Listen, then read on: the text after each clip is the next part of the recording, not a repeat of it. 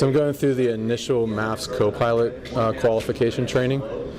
And basically what that's doing is upgrading me to be able to fly in the right seat on the MAFS mission and execute the co-pilot duties. It was very eye-opening because it's different than anything that I've experienced in the C-130 before in terms of being much lower and much slower, which is a more challenging operating environment, and especially at the heavy weights associated with the MAFS mission. The crew just has to work a lot closer together, as we always do, but it's just taken to another level.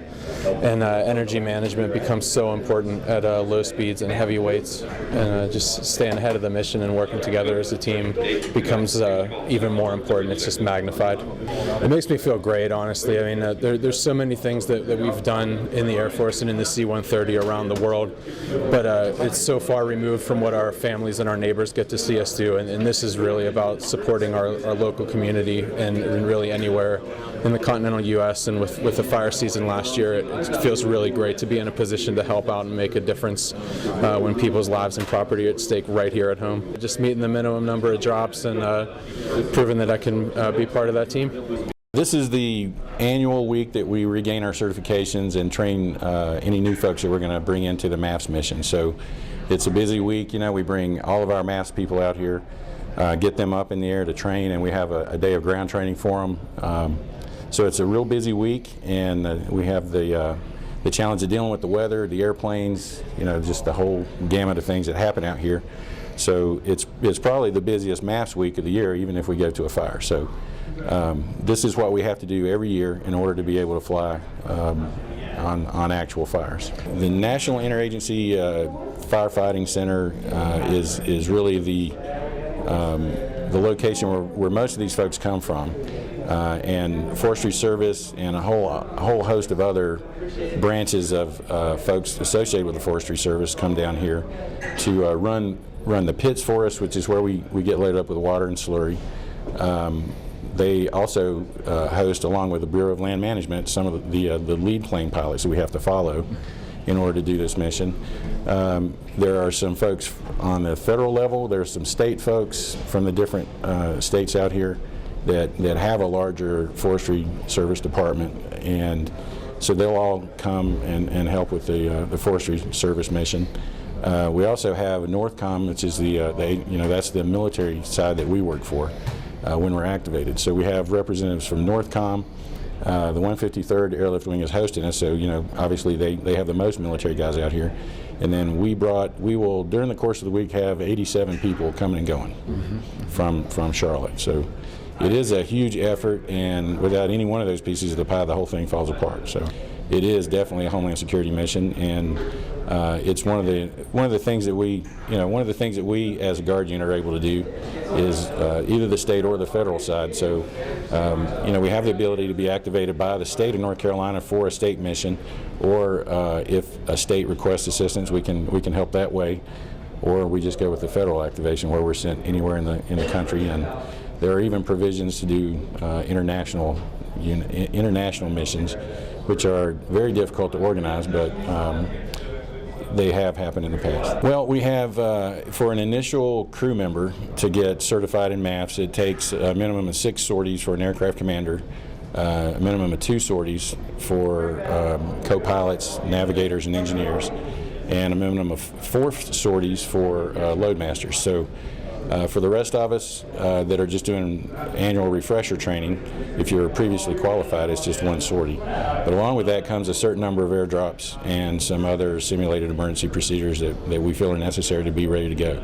It's a big exercise in tracking the right, did the right guy get on the flight? Did they get all the drops they need? And it's a huge effort, but our guys are doing a great job tracking it. That's true. We don't.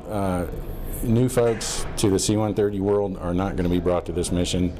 You have to have, before we even look at does someone qualify with the minimum number of years in the airplane and hours in the airplane, that sort of thing, we look at them as a flyer and sort of decide whether or not we think that person would fit well in the mission and has the ability to fly it, because it's the most fluid mission we do, meaning that we launch out of here believing we know where we're going and what we're going to do, but we can be changed to a new fire en route. So you have to be able to think on your feet real quickly, so to speak, and adjust to the changes that are going to come with those adjustments to your mission. So you have to have really good judgment. You have to have really good knowledge and skills of your job, and then you have to meet the minimum requirements in order to be invited out here. The men and women you see out here training for this mission are the best that each wing has.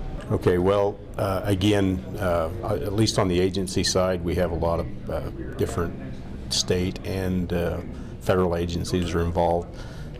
Just Forest Service, Bureau of Land Management, Park Service. Sometimes we'll have some Park Service people involved. Then we, state of North Carolina, CAL FIRE, and we've even have people from South Carolina here. So different agencies participate in this and help provide support in the different positions that we need to do the training.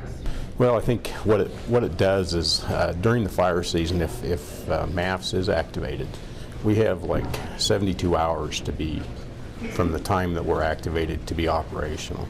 And I think for the most part we meet that, and so the training provides us the opportunity to quickly roll.